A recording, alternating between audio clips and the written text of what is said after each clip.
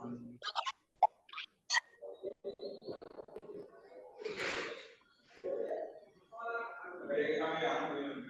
everybody. This is Africa Hosting Christ Zoom meeting, and on the 14th of August, 2025, and our topic is Kenya and the Ruto administration versus the Kenyans youth that are protesting. I'll just give a short presentation, and afterwards I'll bring it to the floor and ask you for what your opinion is on the topic.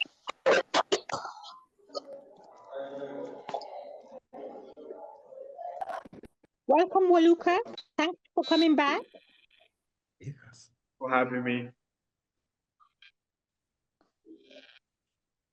Welcome, Peter.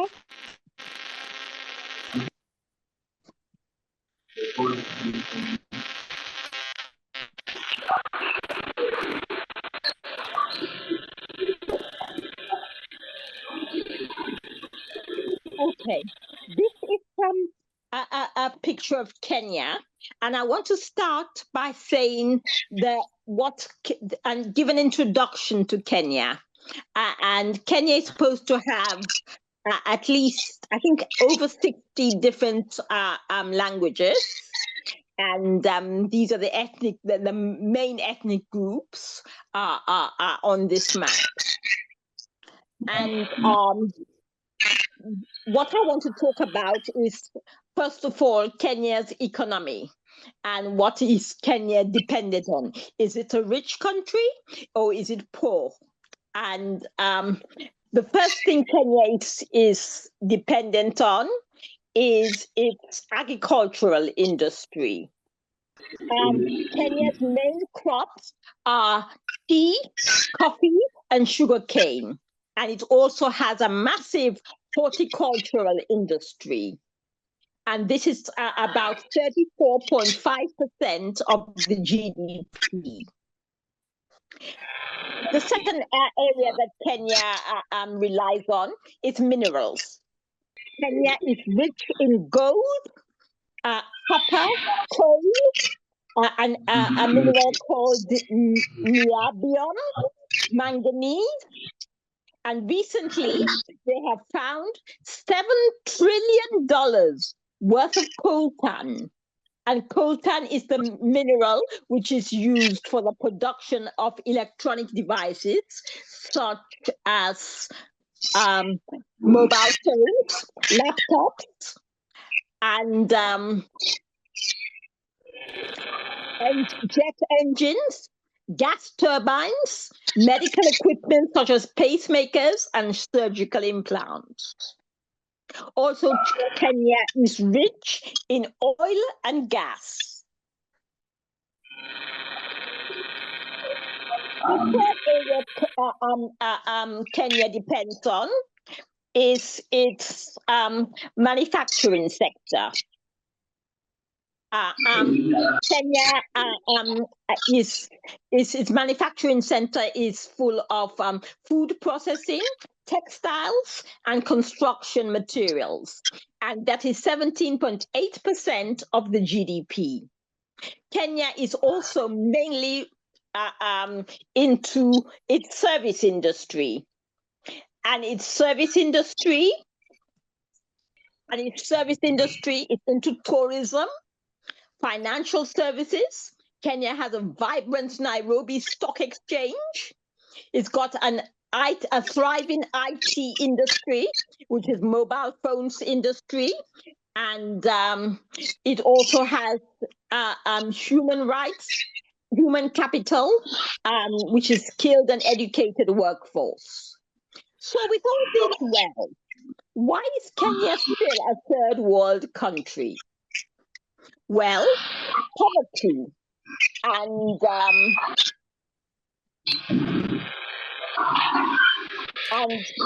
income inequalities.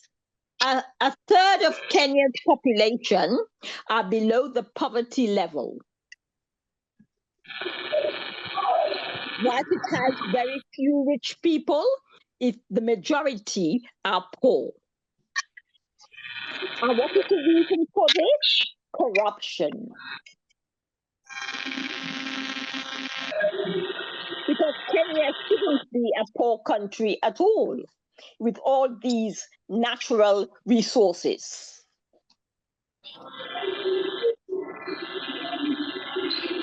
Corruption backed by the EU, the USA, the UK, as they impose the invasion of African criminals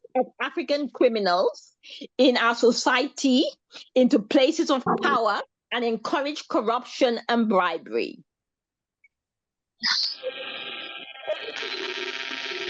Thirdly, Kenya has limited access to quality education. Although I said previously that Kenya has a large skilled educated workforce, they are mainly in the urban areas. In the rural areas, there's a lack of education and healthcare, and many areas lack schools and hospitals and clinics. Mismanagement and high government debt forced on Kenya by the IMF, the World Bank, via the USA, United Kingdom, EU, puppet leadership, and Ruto's government. However, despite these challenges, Kenya has a thriving technological industry. Some infrastructure development, such as roads and railways, and it has a thriving entrepreneurial spirit amongst the young people and many startups and small businesses. What are the reasons for the youth rising up and rioting in Kenya? One of the reasons for the riots is economic hardship for the majority of the Kenyan population, youth unemployment, police brutality, lack of government accountability. What is the government's response? Does it seek to understand the youth and negotiate with them and change and find ways of moving forward? No, it is heavy-handed, brutal, including murders, kidnaps, shutting down of the internet, and restricting media coverage. Ruto does not feel accountable to the Kenyan people, but instead to the USA, UK, and EU, who financially support him. For America thinks that if Kenya and other African countries remain poor, they can easily be controlled. And the UK MI6 also sponsor the jihadist terrorism group called Al-Shabaab that operates in the northeastern region of Kenya next to the Kenya-Somali border. So whilst Europe says with one hand they're giving aid to Kenya, they have these crushing IMF and World Bank policies that they also sponsor terrorism to further keep the people disorientated and poor. With the government of Ruto in their pockets and control, the future looks bleak. But the people of Kenya are resilient. And there's hope that Ruto's ruthless control will be overthrown and a good Pan-African government installed that will also be protected by the people. Because as a good African leader pops up, he is murdered. What do you think? What two things do you think can be done in Africa to install, to dislodge the power of these corrupt, old African leaders that are puppets of the West. Do you think can we do? Could we just sit down and leave Africa, as some of us are doing, or can we do something to dislodge these governments that have been, these people that have been placed over us as our leaders? I want to start with Oscar. Oscar is a Kenyan, and he knows the situation more than anybody else in Kenya. Hi, Oscar, can you unmute and give us 2 reasons? What can you do about the Ruto government? And I think I'll agree with most of it that there's a lot of instability, especially economic imbalance, and that one has been created because of there's been a lot in terms of dislodging the social uh, the social structures within Kenya. So I think it's based on how we relate to other people within Kenya and also outside Kenya. And since that's the case, also I think Kenya is like a beacon for the West in the East. The same applies to the countries like Nigeria and Ghana, beacons on the West. We have South Africa, a beacon on the southern part of Africa. So most of these countries they have been propagated to the level that they are. They can be able to attract a lot of economic let's say like a middle level satisfaction so that most of these countries can be controlled through these 4 or even 5 beacons within Africa. So it's something that is happening. I think maybe the better we realize, the better we come up with facts and data, and that is when we'll be able to at least counterattack. And mostly, I think it's because we are dealing so much with a lot of disruption, especially globally. And I think we need to come up to the level that we can be able to harness the data, the actual data in terms of whatever is happening in Kenya, whatever is happening in South Africa, in Sudan, in Congo, everywhere else. So at least we have all the facts right, because most of this dispensation of social media and also other internet-related configurations, we have a situation whereby most of the information that is being shared have been doctored to the point that we can be able to put our our ego and also we can be able to lie low because mostly the reports that are being written or even the data that are being provided are not provided that by African-based reporters or even writers. So I think the best thing is that we trust our writers, we trust our reporters, and also we trust that our countries or even our continent at large can be able to be liberated by our own people in terms of maybe putting economic measures that are pro-African. Thank you. Wonderful. Thank you, Oscar. How can we put economic measures when we have somebody like Ruto in place leading you? How can you install economic measures when you have somebody like Ruto leading you?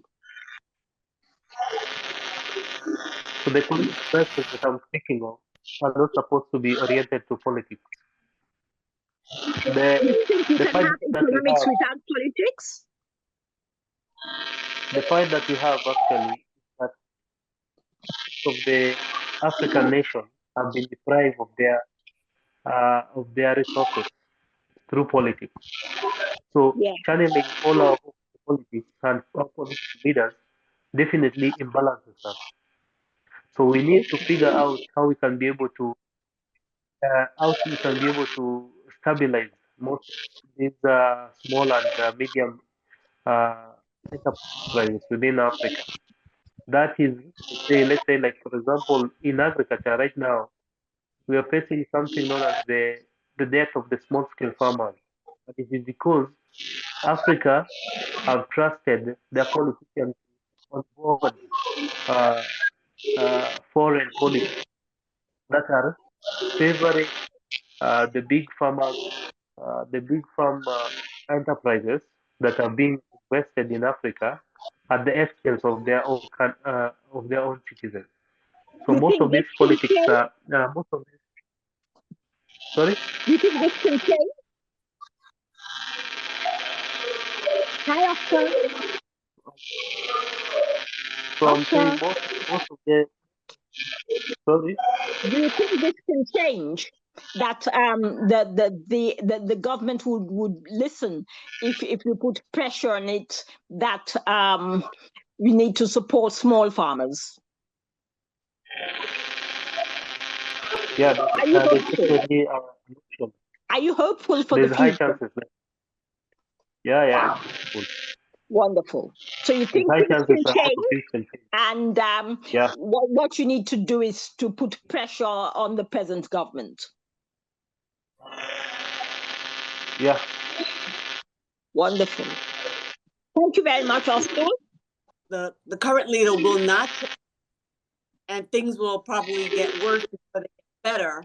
But we are hopeful that for the next election, I guess 3 years, that we will get a leader that will be more for the middle class and the poor class. So we'll remain hopeful. Wonderful. So we remain hopeful that America will change its policy towards Africa. They've enlisted that policy for years since the Kissinger and times in the 70s.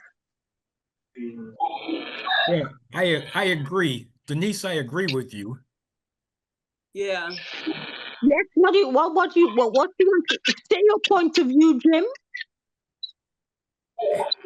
It'd be. I can't talk. It'd be really nice if we had elections, at least midterm elections here next year, so that we can get the Republicans out of there, because they and their leader just don't care about anybody except I don't even want to say his name. He used to have his own TV show. The Donald Trump. Yes. Things are bleak for the world with Donald Trump. Yeah. For the majority. What do you have to say, Dennis? Dennis from Liberia. Liberia is very close to USA. Yeah, thank you very much for giving me that respect. And I hope we are all together. I'm an African just like you, and all that I know of the American government.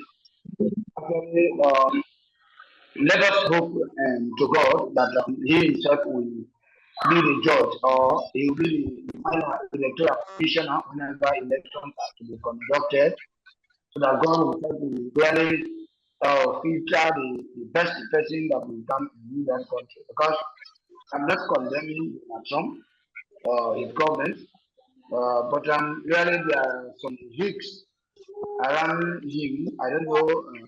I want to call the executive of that really the working system that if they continue like that, it's like it will bring hindrance to Africans. It will suffer the more. Because he has already ruled out some countries that they do not actually require any resettlement to the European countries, like countries like Sierra Leone, etc. And we stop that so far so good. By the start of the election, we hope and pray that the Lord Almighty God will be Himself will be the electoral commissioner. He will pick out the best rule them, and that help the Africans. So I think this is concerned what I have to say. Wonderful. Yeah. Do you think we should start organizing ourselves and rather than wait for a corrupt government to change? Yeah, we need to, in time of war, you prepare for peace. In time of peace, you prepare for war because where there is peace, there must be a war. Corruption cannot just be eliminated within one day. But when we prepare ourselves by putting us together, the two good heads are better than one. We put ourselves in mechanisms in place. That's how we will be, thinking of who next is to come, and let's to see that the humanitarian assistance is to be rendered to the appropriate people. Wonderful. Thank you, Dennis. Waluka, do you have anything to say about what's happening in Zambia? Well, I think this is more. Thank you for the platform.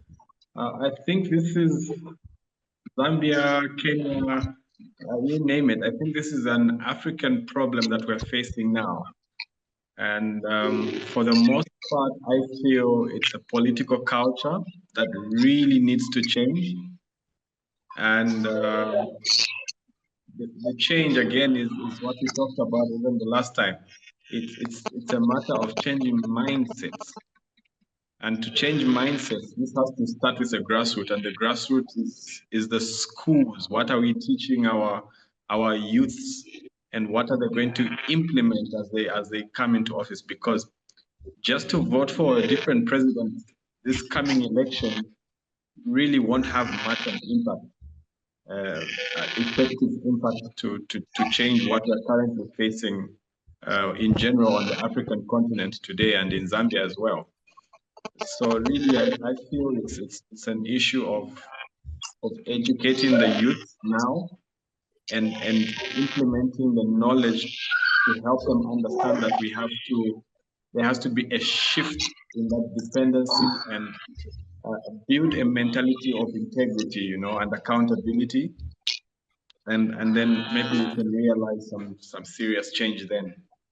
Thank you, Walika. That is a very good way to go ahead. That's what Africa Hopes in Christ really wants to do, go into schools and teach them Pan-Africanism. It won't change in a day, but within a generation, things might improve. Yes. Hello? Hello, Peter? Yeah. What is the situation in Guinea? Is France still controlling you? Oh, the situation in Guinea is just like the other countries because now the people are fighting against the present current leader that is in power. People are saying he's in power. They are still insisting as they force the people to hand over a constitution to him that has permitted him to stand, which is against the democratic rule. So let me say, the only way to cause this general problem in Africa is to the African might be going with the notion of a revolution so that there be a changes in Guinea. The same problem you see, people are crying every day. Situation is going from bad to worse every day, and the man in person is not ready to leave the power.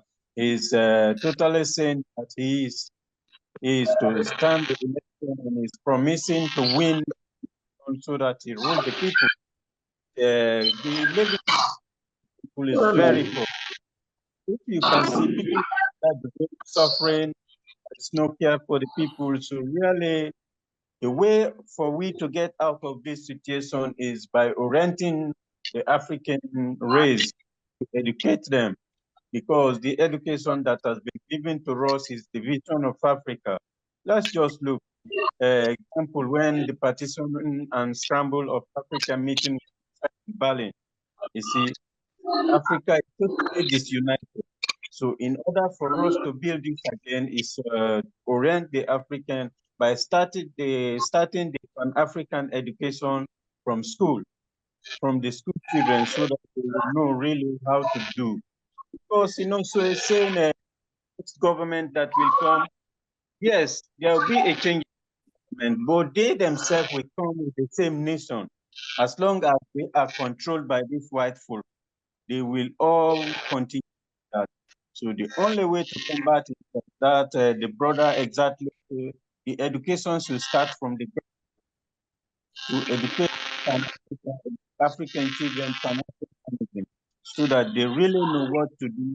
And if they are to grow in that, they will stand for themselves and fight against this corrupt rule, you see. So it's not easy in Guinea, like other countries, you see. But it is hopeful. Wonderful. Sylvain, what do you have to say about Chad? Hello, Paddy?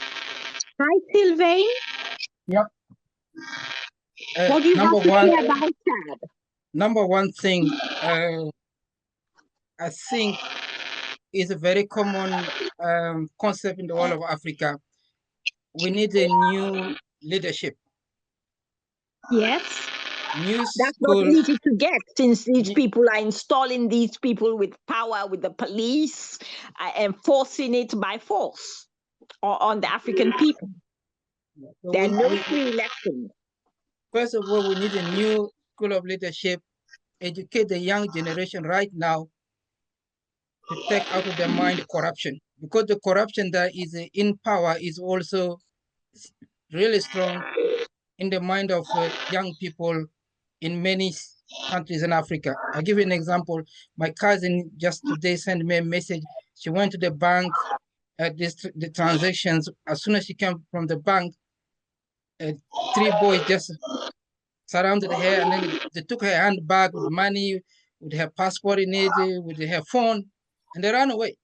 So because young people in many countries in Africa, they see the top are corrupt, so what we have to do any rubbish also to survive. And so this is something that we need to really look into. That's the first education we need to put into the young people's mind, because the only thing they know is to steal, find a way to kill, rob. That's it. But there's no justice. In my country, there's no justice. In Chad, there's no justice. Somebody can kill somebody right now, is in prison for 3 days, family get the money together, is out. All right. And the country, this maybe is going to be shock for a lot of Africans on this platform, but the Chadian government, president of Chad, is about 40, is getting to 40 years old or something like that. He is the youngest president in the world, but he is illiterate. He has never been to, he hasn't got GCC levels, A levels, nothing. Every communication is controlled by the government. Nobody can, right now, the good opposition, they just put him to prison, and they say he's going to live in prison for 20 years for no reason, no justice, nothing. So the root cause of the problems, look, most of the time we say the West is behind it too, but we have to educate our own people to change their mindset, their behavior towards us. Look, I'm a Chadian, so why are you treating me as a Chadian, as a stranger completely? Yeah. In our own countries, we're not welcome in our own countries by our own brothers and sisters. This need to be eradicated, because that's the roots that will bring unity, and people are talking about one nation, one culture, etc. This is very profound. We have a long way to go, but we have a hope that gradually that education is going to be in place, and even if not our generation, maybe the next couple of generations to come, they will see different realities. Now, I want to point one thing very important, and I'm going to be fine on that. You know why the Western world is always sending money to Africa? All the money they send to Africa, they do nothing with it. It goes to their pocket. Those guys in the government buy properties in United Kingdom. In the UK, the African government people in the government in Africa have properties that nobody live in it. It doesn't really make sense. Yeah. And that's the people we need to get rid of. It doesn't make sense. How do you buy a property, have big houses, mansion in London, in the city of London, rich place, property costs millions of pounds and nobody's sleeping in it? Maybe you come one time in a year. You know, that's the madness in our mind. Because look, until the African nation, the African people understand the value of the money, because money has its values, then we're going to be in the right place. But the people that are in power today in many countries, they don't mean nothing for us. They're not going to change anything. Yes. Thank you. That's true. Wonderful. Does anybody Pastor Mark, you are from Sierra Leone. Can you unmute, Pastor Mark? Yeah. Wonderful. Yes, what do you ma. think about the situation? You missed the presentation. The presentation was about Kenya and the government in Kenya and the youth that are rioting. They're saying that mismanagement and unemployment, and that the present government isn't helping them. Is it different in Sierra Leone? Well, I believe, although I missed some part of the discussion, but that one I can say it's a global issue in Africa as a whole, because it is happening almost everywhere in Africa. Yeah, that one is global issue. I can say for Africa sentiment, I mean Africa continent. But I will just love to give you a brief report about what happened a few days ago in Sierra Leone here.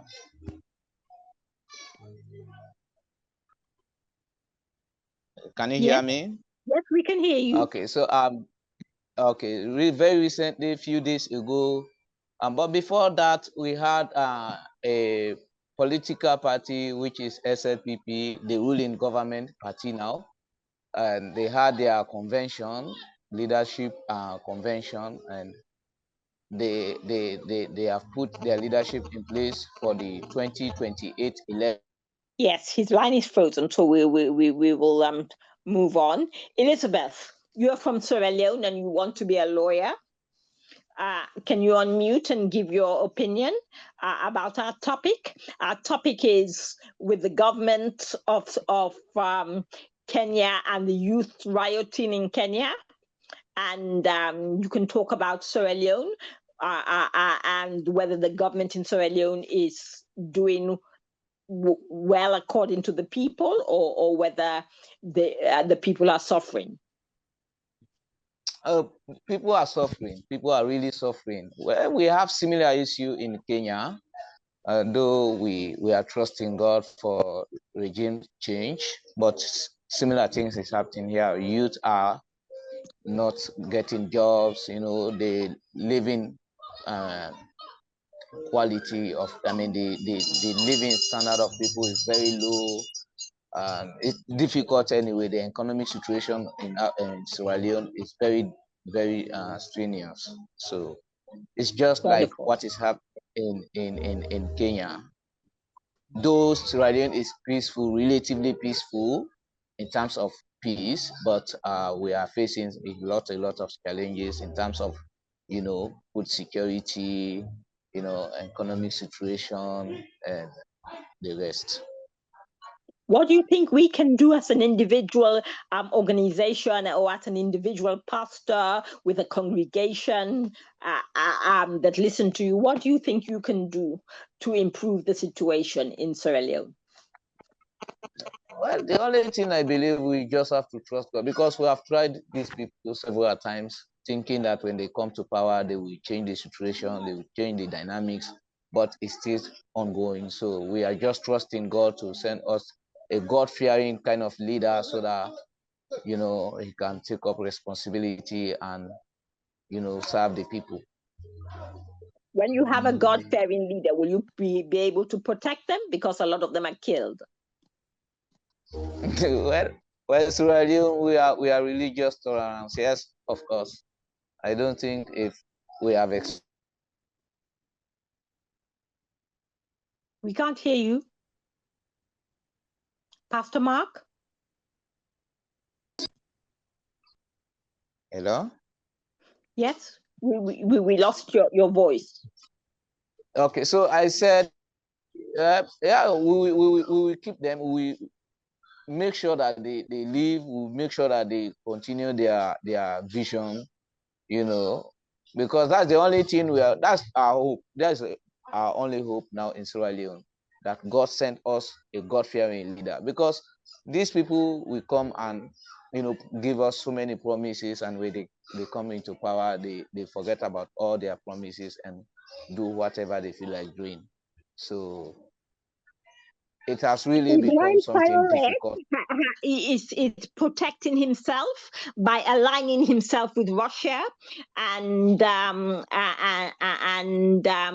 he's also fighting the social media war and getting the hearts of people worldwide so that he can be safe. And he's learned that using social media would help him, and in the minds of the Western people and their populace and their population, to get them on his side.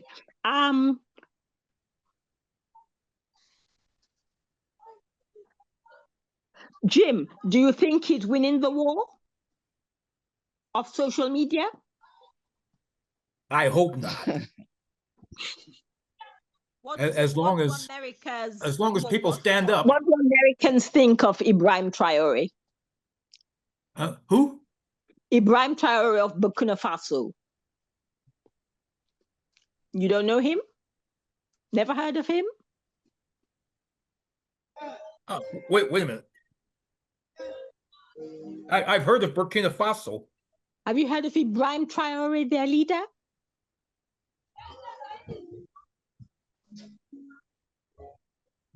Hello, Jim. Yeah, I'm still there. I've got this almanac. Thank goodness.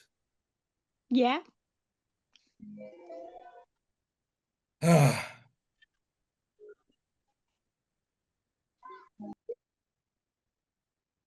Well, I'm sorry. I'm sorry. Yes. Is there a problem, Jim? No. Well, what was the question again? The question is Ibrahim Traore winning the social media war in America? Are people listening to him?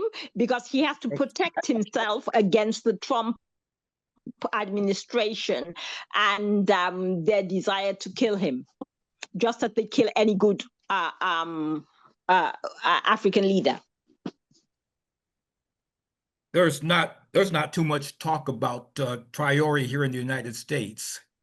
Yeah, so he's not winning the war as yet. I've got to be honest with you. Our mainstream media are terrible. What about your social media? I haven't seen what he's doing. He's flooding the social media with his messages. I haven't seen too much of that. Yeah. Okay. So the algorithms are protecting them.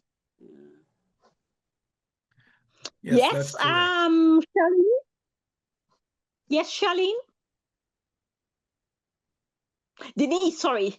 I'm sorry, I called you wrong name. Yeah, I was saying I don't do social media, so I'm really not aware of Ibrahim. I'm not aware. I try to stay away from social media. Okay. He's a very good African leader, and he's building up his country without loans from IMF and World Bank. And he's kicked out the French from his country, and he's kicked out their military that was occupying them in the guise of protecting them. And he's kicked out he's nationalized the minerals, and they're making a fortune out of it, where at one time they were making 1 million, they're now making 200 million, because they're selling it directly without the French middleman. Oh, beautiful.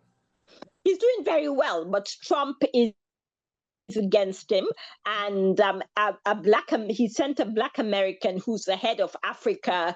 He's a military man, and he's the head of Africa relationships in UK, in USA, and he has threatened Ibrahim Traore, which is the first step, just as they did with Gaddafi when they eventually invaded and killed Gaddafi.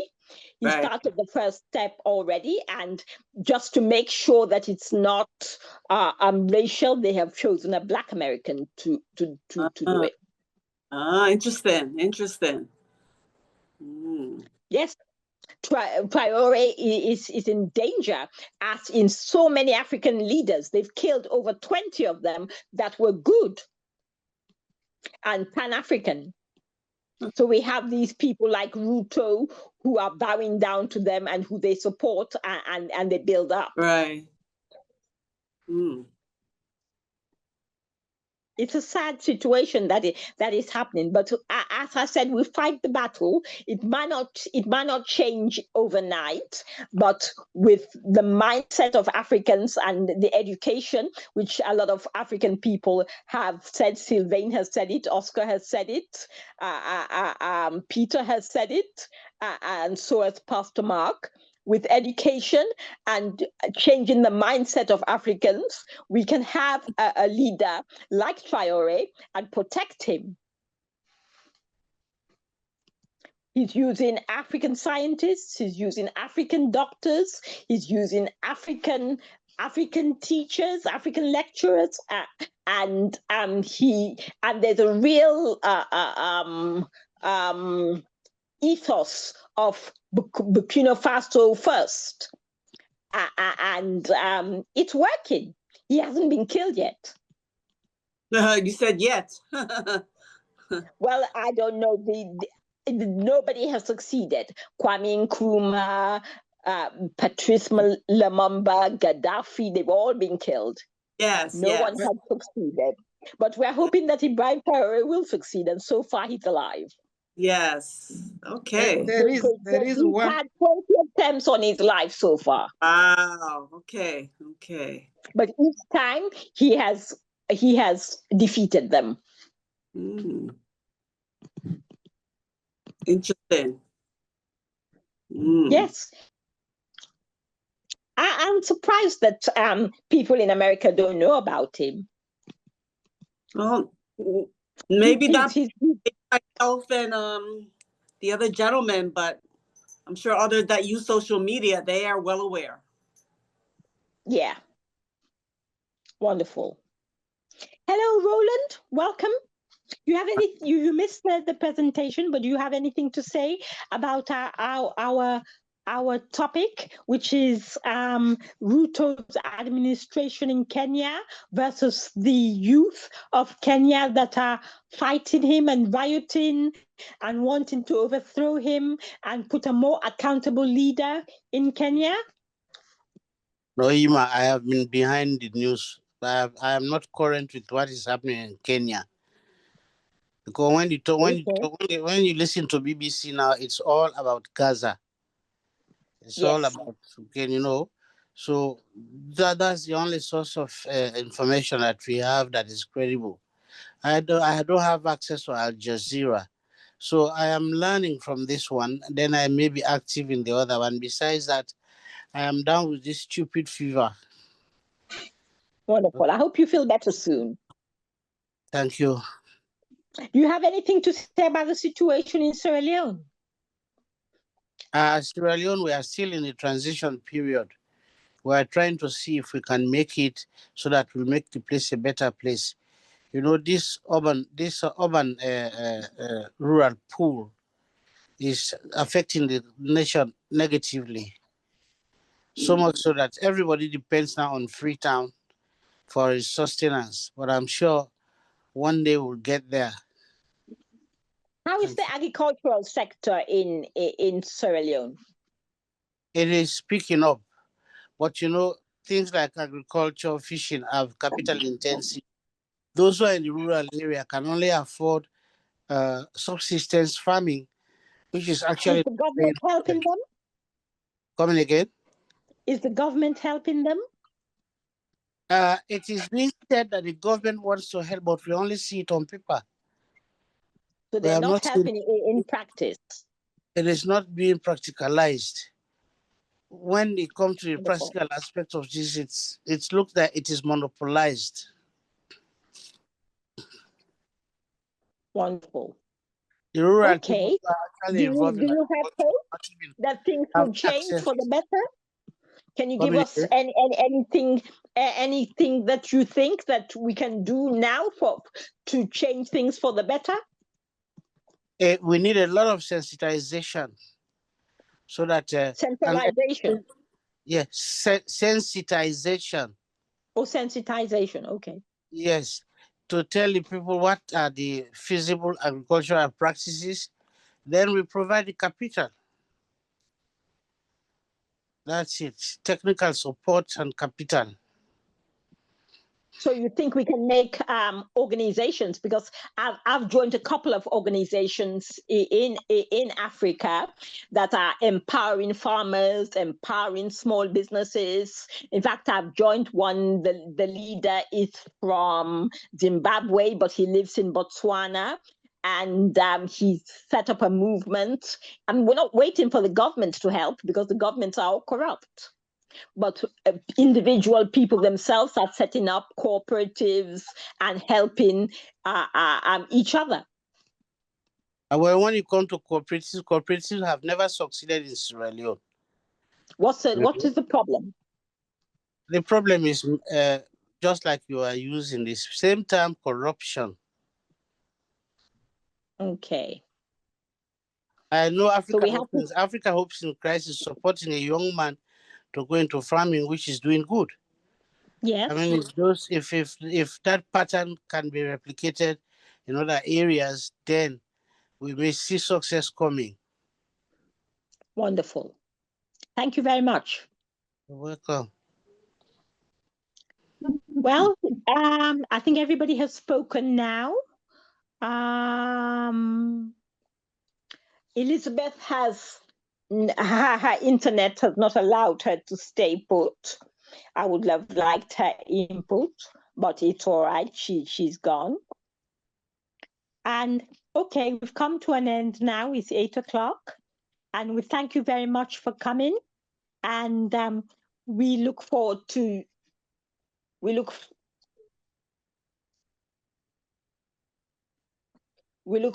you coming again next week, Thursday at 7 p.m.